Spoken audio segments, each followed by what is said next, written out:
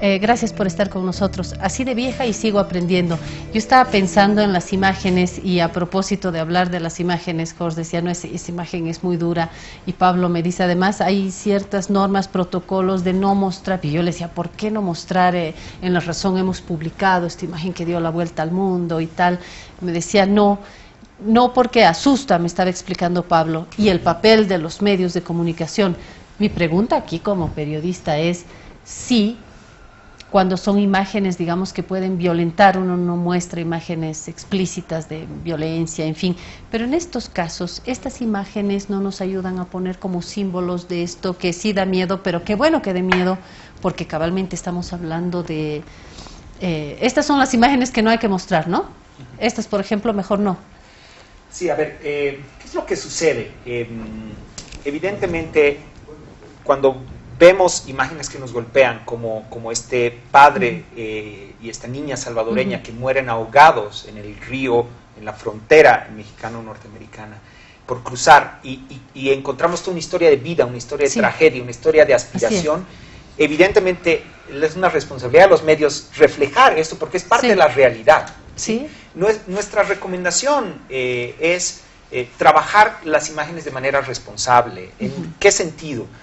Cuando vemos aglomeraciones, cuando vemos escenarios de caos, cuando vemos circunstancias anómalas, el efecto visual y el efecto emocional que tienen estas imágenes es de que esto está fuera de control, de que hay miles de personas cruzando, y muchas veces la perspectiva de la cámara, la situación de caos nos impide ver. Pueden ser unas decenas de personas en un conflicto específico, pero que no representa toda la magnitud de del fenómeno. Entonces, yo creo que hay que diferenciar. De ninguna manera se trata de censurar o de no mostrarlas, pero sí darle un adecuado contexto, un trabajo noticioso adecuado y un acompañamiento real. Me queda claro que se puede manipular, como decía, para evitar. Se puede manipular no solamente en el tratamiento de esto político, mediático, pero al mismo tiempo siento que hay que mostrar sin esta manipulación, pero si es una cosa masiva,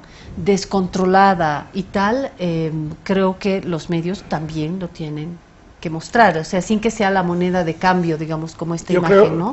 O sea, encontrar el equilibrio más que un sí rotundo o un no rotundo. La función de información de los medios, que es esencial, debe ser matizada y completada con un código de conducta en materia de valores, en materia de principios, en materia de responsabilidad sobre el mensaje que se está queriendo transmitir. Y eso probablemente limita la posibilidad de que se muestren las fotografías que pueden ser incluso a veces compuestas, a veces pertenecen a la realidad y por lo tanto generan reacciones indeseadas, inesperadas. Y eso hay que evitar. El problema es humanitariamente tan intenso, requiere tal cantidad de esfuerzos de la política y de la propia sociedad civil para tratar de comprender lo que está pasando, cuáles son sus causas y cuáles son las soluciones. Y ahí hay dos: la de corto plazo, que es atender a los que están en las fronteras movilizados, y la otra es ir a los países de origen para elevar sus estándares de vida, mejorar sus condiciones de salud, para mejorar sus condiciones económicas, etcétera, etcétera. Pero al mismo tiempo, Margarita, estas imágenes también, estoy pensando, a ver, vamos, no en la imagen manipulada, trucada, que circula en redes, estoy pensando en las postales de un WordPress Photo, por ejemplo, que te da la dimensión, esa fotografía te puede dar la dimensión que un sociólogo no logra explicar también, ¿no? Claro, siempre dicen, una imagen vale más que 1000 palabras, evidentemente. Pero yo creo que vuelvo al discurso con el que comencé, y es el balance, ¿no? El tema del balance es clave en este sentido. Creo que el acento siempre se ha colocado en mostrar esas imágenes que son poderosas, que atraen la atención y que pueden ser manipuladas por más de que haya un código o que haya muchas explicaciones al respecto. ¿Por qué? Porque son imágenes que se quedan, ¿no? Y que pueden ser utilizadas en cualquier, digamos, discurso. Entonces, es muy importante también mostrar las imágenes positivas, mostrar también, no sé, estadísticas de contribuciones hechas por las mujeres en las remesas durante los últimos 10 años en tal país, por ejemplo, ¿no? Sí. Porque además debemos recordar que las migraciones también son oportunidades de parte y parte, ¿no? Como bien lo ha señalado Pablo. Entonces creo que digamos, el rango de información tiene que ser mucho más amplio y más balanceado.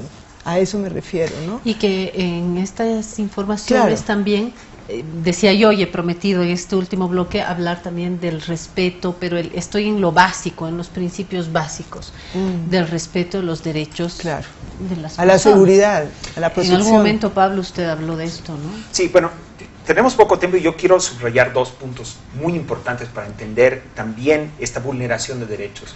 El fenómeno migratorio en condiciones de crisis, en condiciones de vulnerabilidad, de riesgo, fundamentalmente, y esto hay que entender, está afectando en las crisis regionales mucho más a las mujeres y las niñas.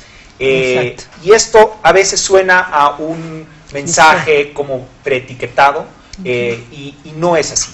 ¿Qué es lo que sucede?